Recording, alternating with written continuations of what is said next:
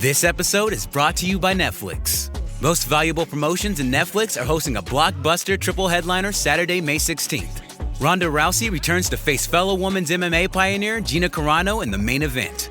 Plus co-mains Nate Diaz versus Mike Perry. And the best heavyweight in the world, Francis Ngannou versus Felipe Lins. Watch Ronda Rousey versus Gina Carano, live only on Netflix. Saturday, May 16th at 9 p.m. Eastern Standard Time, 6 p.m. Pacific Time. I'm here on the job site with Dale, who's a framing contractor. Hey, good morning. Dale traded up to Geico Commercial Auto Insurance for all his business vehicles. We're here where he needs us most. Yep, they sure are. We make it easy for him to save on all his insurance needs, all in one place, with coverage that fits his business and bottom line. Oh, I shouldn't have looked down. It's all right. We're so far up here. Look at me. Take a deep breath. No, I'm good. So good. Get a commercial auto insurance quote today at geico.com and see how much you could save. It feels good to Geico.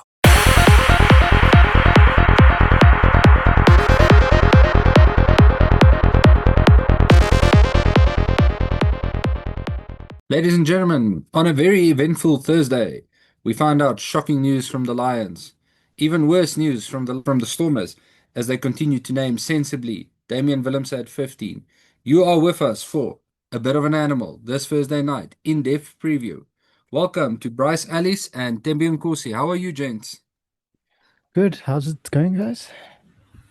I'm well. How's you guys? We're good, thank you. Jumping right into the deep end with the very sensibly named team for Mr. Bryce Ellis from the Stormers. Give us your thoughts on the team. I'm going to share it in a moment. Yeah, it's back to basics, isn't it? It's back to the. I think it's. Is this the? I'm not sure if it's the first time this or second time this season we've seen Hartzenberg at 14. So that's quite an interesting selection. I'm guessing he's probably the reason why our favorite Warwick Galant is in there. So yeah, I'm liking that very young backline. I'm wondering if they're going to actually, gel together because it's because usually with these backlines either it goes great or it doesn't. Well, when we saw the Sharks, I mean, it went great. So hopefully we see the same thing there. I don't see much changes in the forward pack.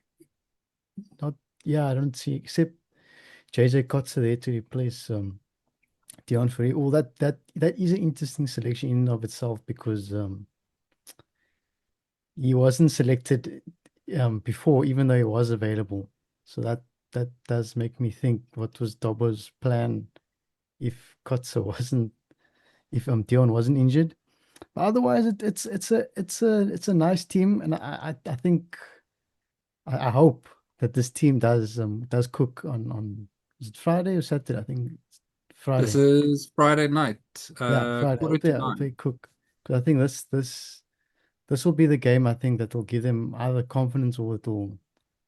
I don't know, because I think a bad performance here will be very, very bad for the playoffs, because I think we on a good run. We on a good run. The Glasgow, I think was I think we lost to Connacht before that, but it was Glasgow.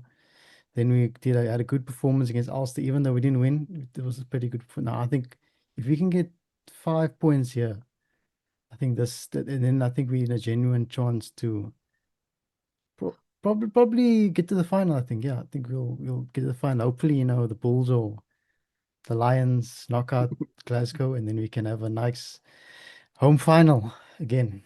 So yeah, I don't know what you guys think. I think this team it gives me back them URC2 vibes again. It just makes sense, if you know what I mean.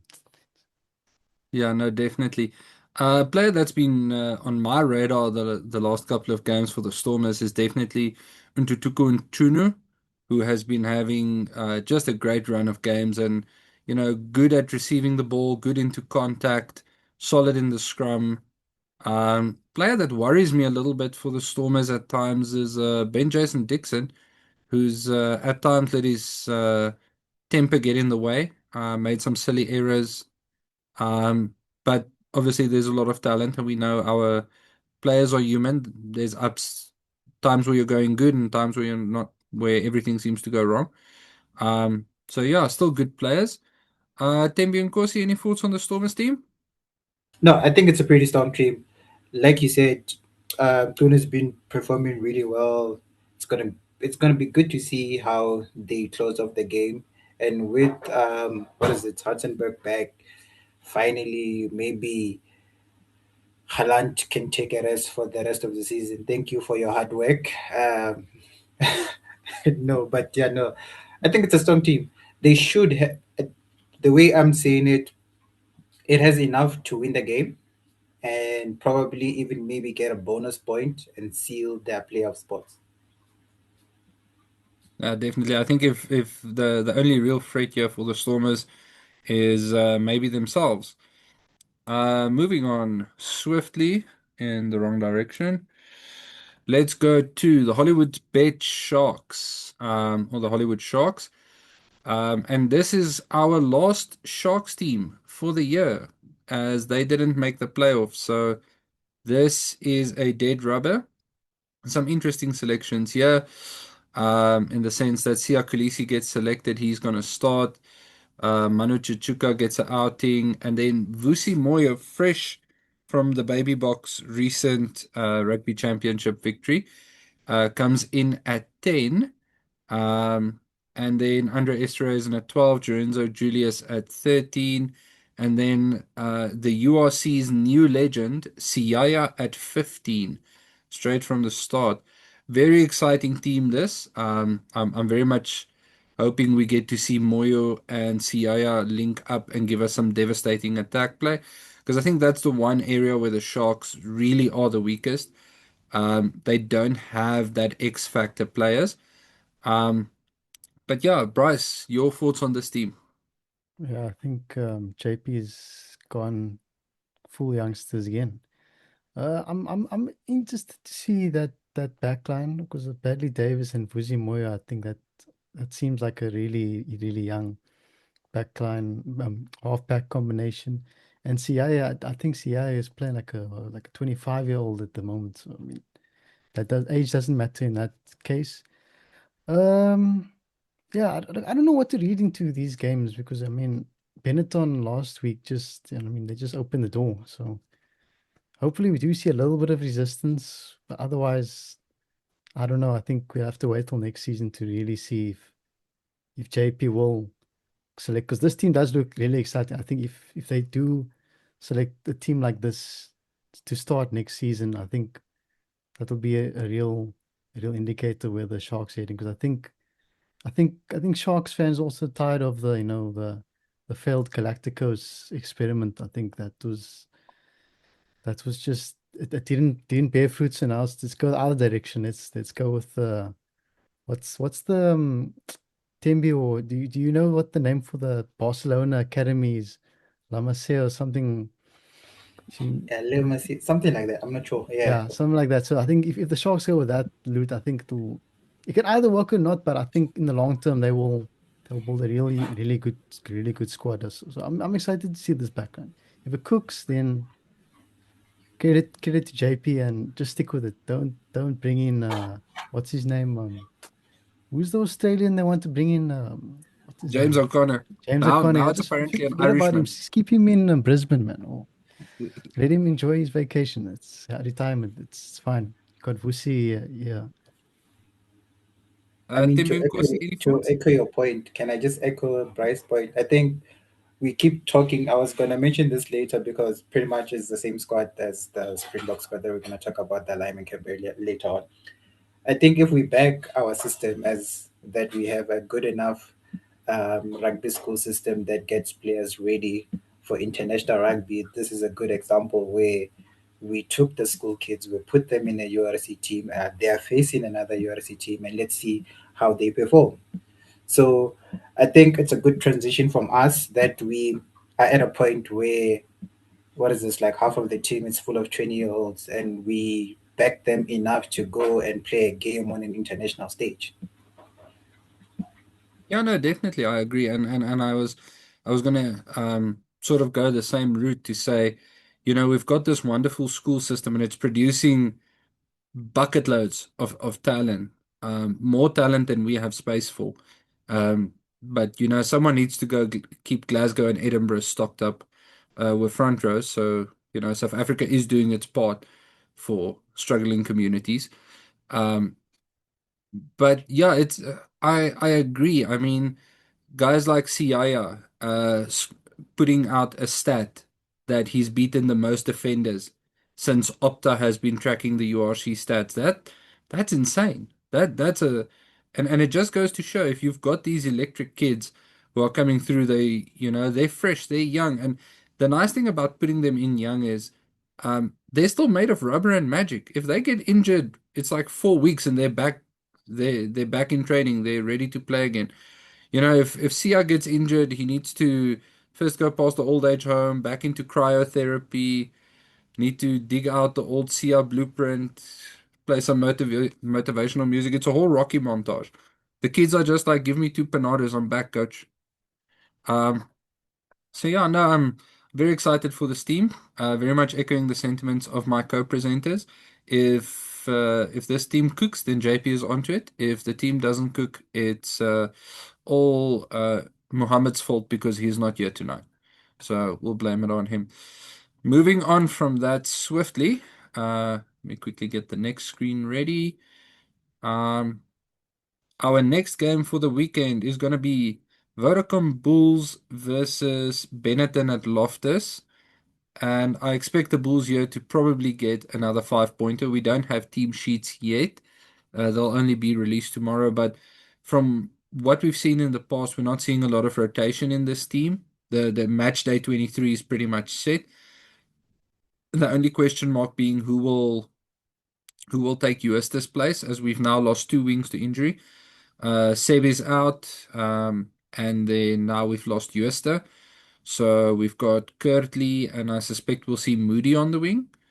And those are pretty much our options. But yeah, expecting the Bulls to get another 5-pointer at home, heading into that heading into the quarterfinals. Any particular thoughts you gents want to share on that match? Not really. I think if Benetton play like they played against the Sharks, then I mean, you only have to watch until halftime to see the Bulls get the 5 points. That was disgraceful last week. I'm interested to see how many of these Bulls actually make it past this match, because I think that's gonna be more important than the result. I mean, one thing you don't want is like Pollard or someone getting injured, and then your whole playoff run is cooked. So if I were the Bulls, I'll put Villiers again at 10. Just play it safe.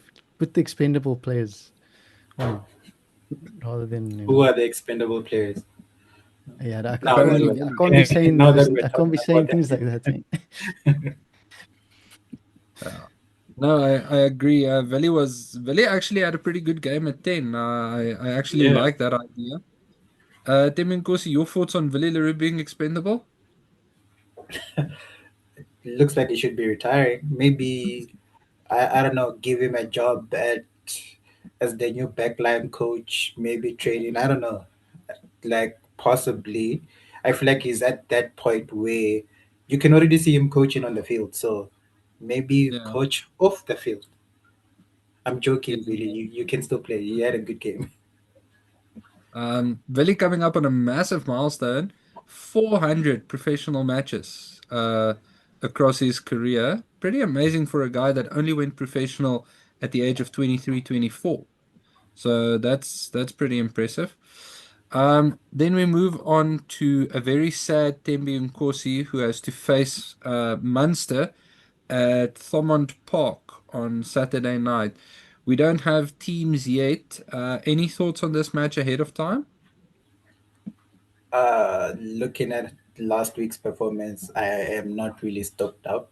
But I think I'll echo the same thing where if the Lions are ever planning on winning the URC, this is the type of game they should be able to win. Now, are we gonna win this game? Probably not, but can we put up a better fight?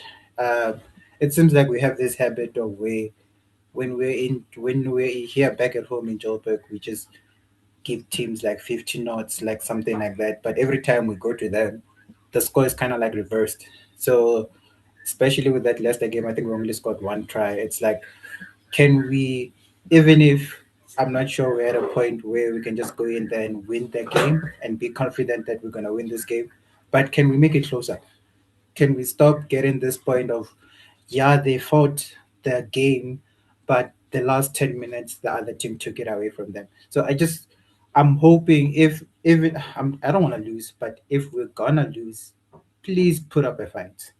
Get those 2 bonus points. And yeah, I think I'll be happy with that, but I'll be much more happier with the win. Yeah, agreed. Bryce, any sentiments from you?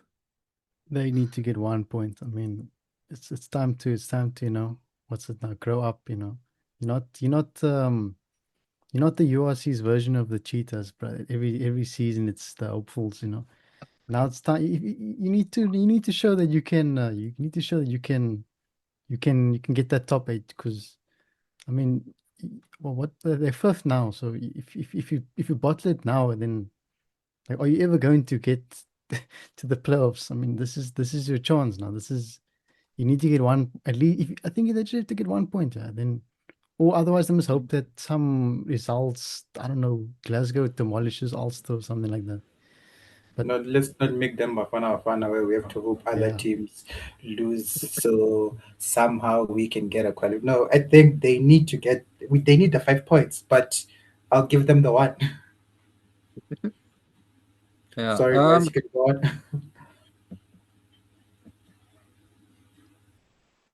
Yeah, no, I agree. This is definitely the type of match that the Lions need to start focusing on. I think the Lions have really struggled in terms of their tour management. If we look at the first two seasons, I mean, Bryce, have you ever played a professional rugby match powered on nothing more than two foreign hot dogs and a Powerade? yeah. I don't. I mean that the Lions have some new sports science if can pull that off. I mean, Rudolf Stroll is operating on another level. He's just continuing come Straldrad with the Lions. Like we will hear the stories when they come out in a couple of years' time. What how they had Vienna rolls without sauce. That's the reason why they can't play so well on tour. But yeah, Brutal. No tomato sauce. no, Or they had to live with Heinz tomato sauce. No, all gold. yeah, that's inhuman. You can't do that to a player. Cruel and unusual punishment here. Moving on to the worst news of the day, to all our front row lovers, which is everyone. Um, Asanati Ntlabekanye has been struck with an 18-month ban for his doping offense. The story, just a quick recap for everyone, is he was prescribed a medication called DHEA by a sports physician. This substance is on the banned list. He did self-declare, which is where the whole thing started unraveling. The testing team then, saw the self-declaration. They tested him. Obviously, he tested positive because he was using the substance. This was back in 2025 already. And what is really telling here is the fact that in 2025, in May of 2025, this sample was collected. The story broke later the year, and then only now did the hearing close off, as there's no precedent for a matter like this. So yeah, he is most decidedly out of World Cup contention, and then yeah, it's a pretty hard knock, not only for the Stormers, but for Ntlabekanye himself, who's been striking good form, not only for the Lions, but for the Springboks as well. And I feel it's rather brutal. Tembi and Kosi, you are probably the saddest of us. We'll go to you first. Yeah, I just lost another prop for the next 2 years. So imagine. But yeah, in all fairness, with the proceedings of the case, I think we gotta give it to the judge of law.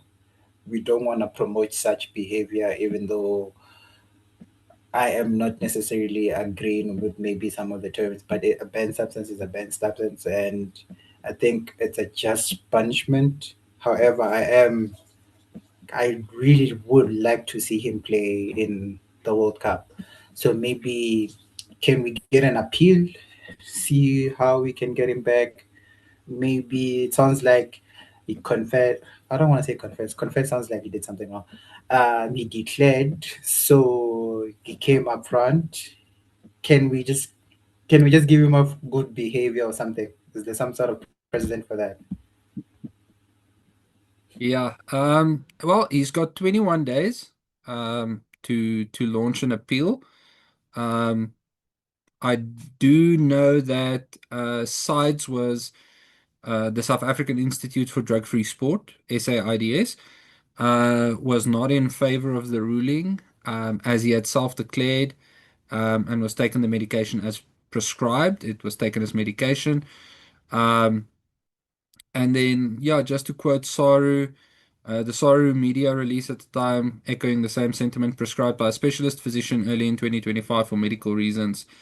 Ntlabekanye was transparent in his declarations, acted in good faith, and at times followed the medical due process as prescribed by the industry. So if there's an appeal, it will likely be on that. Bryce, are you starting a petition for an appeal? Yeah, you should. I mean, I'm assuming that all this is true. Like, so if he appeal, no, sorry, if he self-declared and it was prescribed to him, and I'm assuming that he probably thought that this doctor or whoever his physician had his he had his interest at heart. Then, I mean, how does that work in terms of the punishment? I mean, shouldn't does the physician not get a fine, or the union?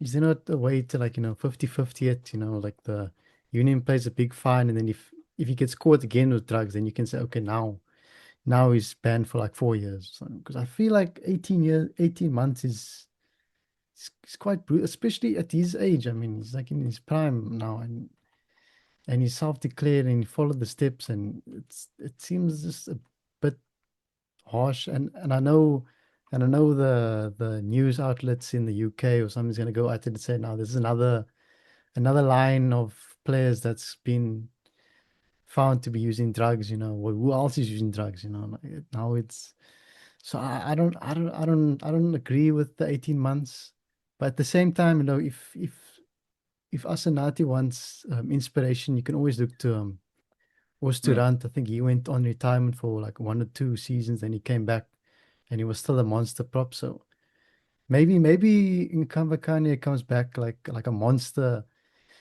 in like 2027, the URC. He comes back, he dominates, and then he comes back with the Springbok place. 'Cause it's not like Apiwe was out for, like, I don't know, 4 years or something. Then his Yeah. career was over. So he's still got something. I just hope he does have a plan, because it's like now he can't play rugby professionally. So I don't know what happens now. Is he still on the Lions payroll, or I don't know how that works. I'm not a Yeah, it becomes professional. an interesting discussion, and obviously a lot of it will be confidential in terms of, his income. Will the union keep him on? Will they not keep him on? What do you do if you're keeping him on? What does he do for 18 months? You're paying him to be an assistant scrum coach or a scrum coach, or something like that. Then you also have to look at, his legal recourse in terms of the legal framework within South Africa. Is there grounds for him to now litigate the prescribing doctor and say, well, you are affecting my income now, because as part of the punishment, his personal accolades, meaning man of the match awards, anything like that, has to be paid back, bonuses, things like that. So his income is definitely affected. Um, and within the South African legal framework, you now have to say, well, is there grounds here for litigation to recoup my lost income?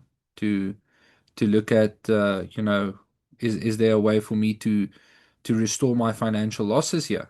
And then also you have to just look at you have to look at the conduct here by the doctor. If the doctor is saying that they did everything correctly, well, then we wouldn't be in this situation. So where does the failure lie? But there's a lot we don't know. I do hope for his sake that there is an appeal and that the appeal is successful. Um, so we will keep you updated as the story unfolds. I'm sure more details will come out within the next week before another strait gets closed somewhere in the world. Moving on now to slightly brighter news. We're going to take a quick look at the alignment camp squad. Rassie Erasmus uh, pulling a JP Peterson and saying to the youth, please come teach us your TikTok dances. Pretty great squad named here. Please note that this is not at all reflective of inclusion or exclusion from the greater Springbok squad. This is an in-person alignment camp, so obviously it's only South African players who were included. Just quickly running down the list. Exciting names being Paul de Villiers, Ben Jason Dixon, Nieton Fouchier, Nchunu Murat, Riley Norton from the Baby Box, who is an excellent leader and a pretty solid lock. Zachary Porton, Evan Ruiz, Andre Hufenter, that's all the Stormers. Batubele Ntlabekanye, Franco Horn, who's been having an absolutely great season. Sibabalwe Mahashe, Asanati and Ntlabekanye. Well, I doubt Asanati will be included now. That's all the Lions. Johan Groblaar, Cameron Hanekom, Elrich Lou, Wilco Lou, Ruan Norkeo, Gerard Steenekamp, Marco van Staden, Jan-Hendrik Wessels, Kobus Wiese. And then from the Sharks, we've got Sia Kulisi Oxenche and Manuel Chichuka. Backs, quick look, Kurtley Arendse, and Moody Imbros Papier. Well-deserved call-up for him. Andre Pollard, Andre Esterhuizen, Zekatele, am I pronouncing that correctly? Zekatelu, Siaya, Edward van der Merwe, Grant Williams, Jaco Williams, Quayne Horn, Hashim Piet, Henku van Wyk, Morne van der Berg, Sasha Feinberg, and Damian Willemse. Bryce, you're only contributing 2 backs. What's happening up in Cape Town? No, that's not surprising. Let's be honest, guys. That's not a surprise anymore. But I think you can safely say that there's 3 groups in this alignment camp. So obviously there's the core guys. I think we know that they're gonna be in the, what's it now, 40, 50 guys that Rusty's gonna use. And you know that's your Kurtley Arendse, so under Estes. And then you get the reserve guys just below them. I think they will be called up just in case. And I'm wondering if Imbros Papier has now graduated into that into Ranak's place now that he's injured. I'll be very interested to see if he does get. And then you have the last group, which is like the development group. I don't see these guys like Hashim Peed and Klekani getting selected. I think they're gonna be in the training sessions. They're gonna get some nice tips and tricks, and then they're gonna probably be expected to perform in the URC or that what's that team that they're playing? It's not the Barbarians. The SAA team against Zimbabwe. Yeah, the SAA team. I think you'll see a lot of those players in the SAA game, and if they do shine, then they might get another look in for. Are there any easy fixtures this season? Because I know with the Nations Cup, I don't think there's any easy fixtures, so they might get a game against England, and they did worse than Italy in Wales. 6 Nations. Wales. They can get a game against Wales. So yeah, it's exciting to see who Rassie does, I don't know, value, who he sees as potential, Frans Steyn or Eben Etzebeth. Like, I mean, Riley Norton to me is like a carbon copy of Franco Mostert. Get him as soon as Franco Mostert retires. I can see Riley Norton coming straight into the Springbok team.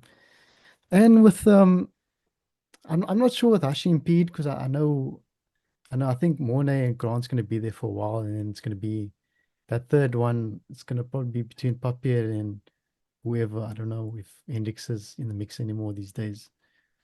So yeah, it's nice to see who he values and who And I don't think he's left out anyone here that, except maybe Ruben van Heerden, but I think he's going to France next season, so I'm not sure if that factors in or what. So yeah, don't know what you think, Tembi, if there's anyone that stands out to you that's missing, or oh yeah, sorry, and Paul de Villiers is that's the one. I wonder if he's going to actually get serious because I think he's good enough to replace or start at six. I think he's that good. So yeah, I don't know. You have any thoughts on anyone that's missing or anyone that's there that you're excited to see? When I look at the squad, I first and foremost, it's giving that it's rewarding everyone that did well in the URC. Like just look at the names that are there. It's just rewarding people that were performing exceptionally well, and it's also a mixture of, I want to say, standby players, players that some of them already are in the squad. They've played a couple of games, but not enough games for us to consider them stars. Some of them are in the precipice where we're like, this player could be great there. Like, your Paul Divets, your Henkus, where we're like, if you just put them in the Springbok squad, they might be something else. And the last group, yeah, it's kind of like the youngsters also, which I still kind of put them in the same group of, there are players that we see potential. We haven't actually tested them out, and we might test them out. So I would say it's kind of like your reserve squad, like that squad where we're kind of feeling like there is something here. We're not sure who from this group is gonna make it and who is gonna be like the new players. But besides that, then it's reinforced with your Sears, your quickly Arons, and just to, so it's not that obvious that this is kind of a sample space. Yeah, no, definitely. And I think this is also for the young guys who are on their first alignment camp and things like that. I think this is a sort of a homework test. So you get to see how we operate, you get to see what you know, the how the big dogs do it. And then, it's one thing to keep up, but can you do the necessary work when the eyes are off you? So if we give you homework, you're actually going to go and do the homework, and you're going to do what we ask you to do. And I mean, you can watch the interviews. Oxenchair, Bongio Manambi, lots of guys have said that even the forwards get told, listen, this is your guy, go and study. You need to bring us clips. You need to tell us what is he doing in the scrum? What is he doing in the loose? Where does he defend? How does he tackle? If he's a breakdown threat, why is he a breakdown threat? How do we keep him out? So I think it's a sort of a homework test. You've got the invite, so the foot's in the door.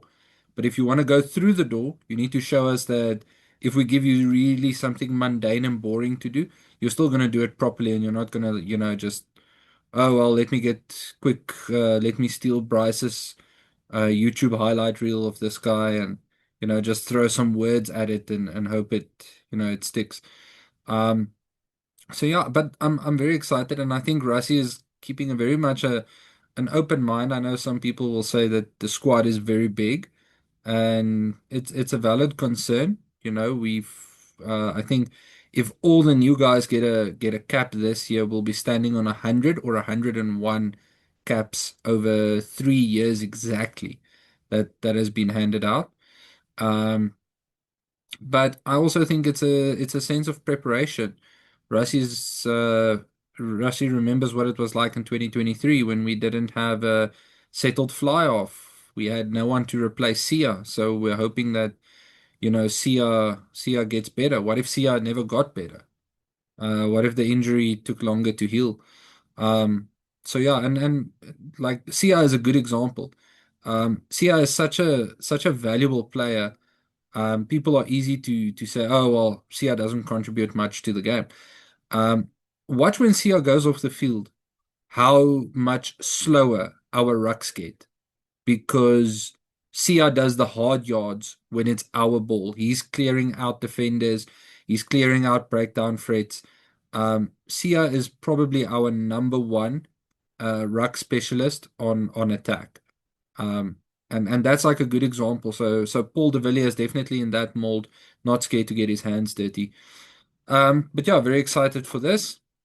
Then last of the last, before we leave you guys to a lovely Friday to enjoy all this excitement, we're looking at the two semi-finals in the SA Cup at Mbombela Stadium in Nelspruit, Mbombela.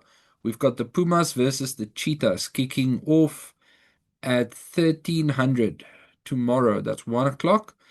Not any particular standouts in the teams. Sangu Kamlashe from the Pumas joining the Bulls next season. Tino Swanepoel representing for the Pumas. And then in the Cheetahs, we've got Clayton Blommetjies, Munir Hartzenberg at 13, Tian Swanepoel at 10. Not seeing the famous golden locks of Faf de Klerk for the Cheetahs just yet. Yeah, personally, I think that this one's going to go the way of the Pumas. Nelspruit's not a particularly hostile place to go and play, but the Pumas at home is a pretty different beast. Tembi and Kosi, your thoughts on Pumas versus Cheetahs?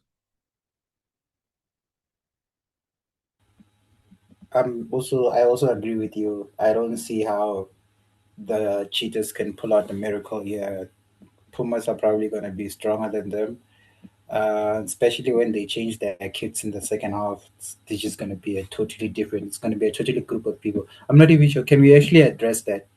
Why Pumas in the middle of the game they get to switch their kits? Is it are we coming on with new players? Is what is that? Is that some sort of confidence boost?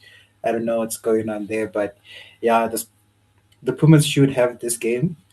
But like we keep talking about the Cheetahs, like they have been disappointing. I read this other article the way it was talking about how the Cheetahs have not won any silverware in the last 3 years.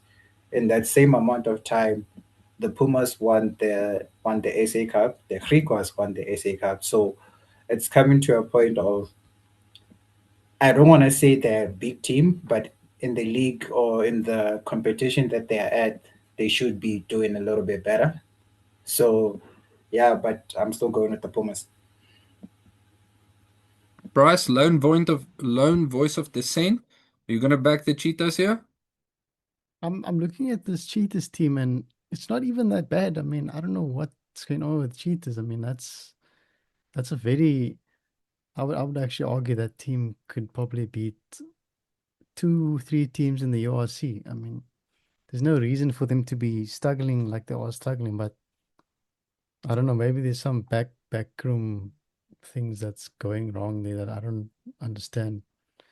But I agree. I think it's gonna be the Pumas. I think they're playing much better. They play much better rugby, and the Cheetahs are just about scraping through. So yeah, I mean that Cheetahs team shouldn't lose. I mean look at that team. It's good. There's So what good else can talent you there. say? You are not wrong. Well, we'll find out tomorrow afternoon if we do in fact know anything about rugby or not. Right about 3 o'clock. We'll give you some shorts in regards to whether or not we know anything. Then for Boland Cavaliers versus Griquas. The only team we have so far is the Griquas team, featuring the Bulls' new wing, getting a run out for Griquas, Dylan Mart. Very happy about that one. At 11, we've got Gershwin Weir, who is just as exciting. And then Old Steady himself, George Whitehead at 10. That's a good combination there of speed and experience. George Whitehead, having had a pretty nice run at the Sharks recently, and then Connor Mahoney of the Irish County of Cape has graciously decided to feature on the bench. Um, I'm thinking this might be a very exciting match. We've got two running teams. But I reckon the Griquas have got the muscle up front to maybe just beat Boland, and keep them sort of in a box. Bryce, you agree, disagree? I agree. When I was looking at this team sheet, I thought Conor Murray decided to move to Kimberley because I thought, oh, is that Conor Murray? It said no, it's Conor Mahoney. So I was a bit disappointed there, but that's um that's an interesting backline there because I think there must be like is that yeah, there was three Stormers in there. It's Dylan Mart, Damien Marcus, and Sako Makata. I think I remember them playing for the Stormers last year in the Currie Cup. So yeah, I think this team is nice. I would like to see some of these guys play for not Western Province Stormers 15. I think they although saying that, I mean, the Stormers 15 aren't playing good actually at the moment, so maybe it's better to just keep them at the Griquas, you know. Otherwise, I don't know what else to say. I mean, this is a very good Griquas team, and I think they're probably it's gonna be like you say, it's gonna be exciting, but I think it's gonna I think that score, that prediction there, Griquas 12 is correct. Tembinkosi, do you think we should get Conor Mahoney and make Griquas the next URC team? I mean, we should look at this. Dylan Mart, George Whitehead were in the URC this year. Gershwin Ware was in the Premiership this year. Isn't that a strong enough team to play in the URC? They have the experience. I mean, I can go as far as saying they probably played Challenge or Champions Cup also, like all three of them. That shows off their talent, isn't it? It's good enough for them to get into a URC. But yeah, in terms of this match, I think Poland is more free and has less discipline, so that might cost them the game. Whereas Griquas can be as flashy and flair, but they have a tighter squad which they can control more. So I would give it to Griquas. Well, we won't overpower Griquas with Conor Murray just yet. But depending on how the scrums go, maybe Ich Prinsloo can keep Ntlabekanye's seat warm for him. Make sure you guys don't start going backwards. Um, Ladies and gents, that is our preview show for the weekend. We hope you've enjoyed it. From our side, thank you very much for watching. Drop your predictions, inputs, comments, feedback in the chat below. Rassi, if you ever need to consult, we are always available. Gents, a very good evening to you. And with that, back to the ruck.